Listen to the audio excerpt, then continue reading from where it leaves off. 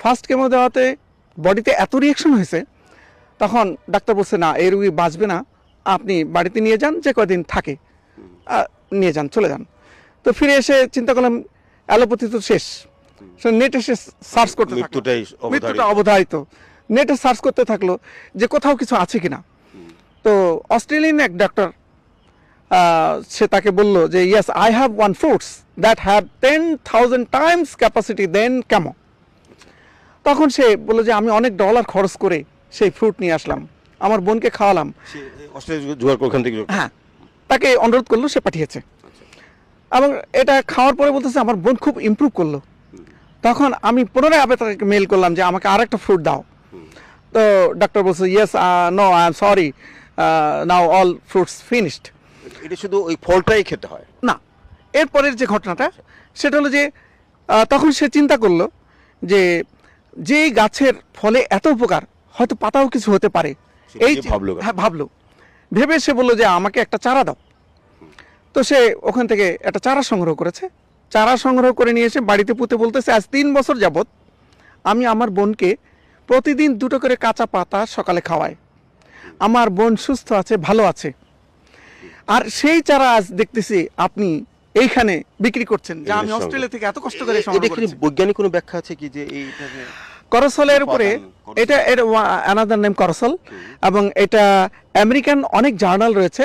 পরে আমি নেটে ঘেটে দেখলাম যে অনেক জার্নাল রয়েছে যেখানে সায়েন্টিফিক্যালি প্রুভড আছে যে এখানে B17 এই ধরনের একটা ভিটামিন আছে যা ন্যাচারালি সিনথেসাইজ হয়, এটা বাইরে থেকে কখনো তৈরি করা যায় না। আর এই ভিটামিন B17ই আপনার এই ক্যান্সারের যে প্রতিষেধক বা প্রোটেক্টিভ মেজার নিতে পারে। প্রায় 1-1.5 কেজি ওজন হয় একটা ফলের। আমাদের গত বছর এটা ধরেছিল প্রায় 7 কি 8টা ধরেছিল, 7টা। ভিতরে আতার মতো কোয়া আছে। ক্যান্সার যে একটি শব্দ, যে শব্দে আমরা সবাই আতঙ্কিত থাকি। ক্যান্সার হলে মৃত্যু অবধারিত, এই কথা সবাই জানি। যে গল্পটি ডক্টর আলম বললেন, এটা ওনার মুখ থেকে শুনলাম শতভাগ বিশ্বাসযোগ্য। তবে যে গাছটির জন্য সেই বালকটি তার ভাইটি তার বোনের জন্য নিয়ে যাচ্ছে, এটা একটা দুর্লভ ঘটনা। চলুন দেখে গাড়িতে উঠে আমি ডাক্তারের কাছে নিয়ে যেতে পারতাম, নিয়ে দিতে হইতো। সেই মানুষ রীতিমতো আমি যে সকালে আসার সময় দেখছি সে তরকারি করতেছে আমার বাসায়। আলহামদুলিল্লাহ, এটা আমি মানে অকল্পনীয়। আমি বলবো যে আমি গড গিফটেড। এটা আপনার বোন? আমার বোন। আলহামদুলিল্লাহ, এখন ভাইয়ের বোন মোটামুটি সুস্থ আলহামদুলিল্লাহ। এখন আপনি কি শুধু ফলই খাওয়াইছেন না পাতাও 500 নিয়েছি, পাতাও খাওয়াইছি, এবং আজকে আবার 100 পাতা নিব। এবং এই ফল এখন রোগীর কি অবস্থা? রোগী আসলে স্টেবল আছে, আগে যে অবনতি ঘটতেছিল ওটাই ঘটতেছে না, এখন স্টেবল আছে, উন্নতি আছে। আপনার আমার কাছ থেকে 15 দিন মতো আগে ফল নিয়েছেন 2টা? জি জি, 2 দিন আগে ফোন দিয়েছিলেন যে আবার আমার ফল লাগবে। তো এখন আজকে আমাদের সেই ব্রাজিল থেকে যে ফল আসার কথা প্রতি সপ্তাহে আসে। জি।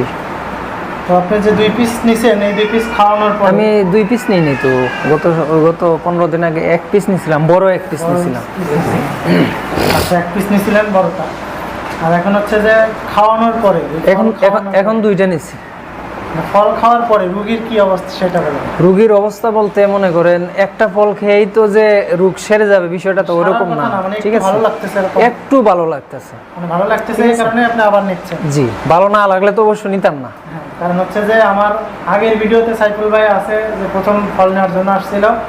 আমি আর আজকে ভিডিও বানাচ্ছি এই কারণেই, যে কারণ হচ্ছে যে এই ফল খাওয়ার পরে কোনো পরিবর্তন আছে কিনা, মানে সাইফুল ভাইয়ের যে রুগী, ওই রুগীর আসলে পরিবর্তন হয়েছে কিনা বা কোনো পার্শ্ব প্রতিক্রিয়া হয়েছে কিনা, এটা জানার জন্য আমি আবার আজকে সাইফুল ভাইকে বললাম যে ভাই তাহলে এখন কী অবস্থার বিষয়টা একটু জানান।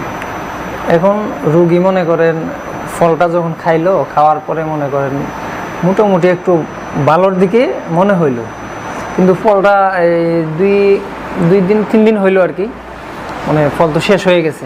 এখন একটু মানে একটু ভালো লাগতেছে না, এই কারণে তাড়াহুড়া করে ফলটা নেওয়া।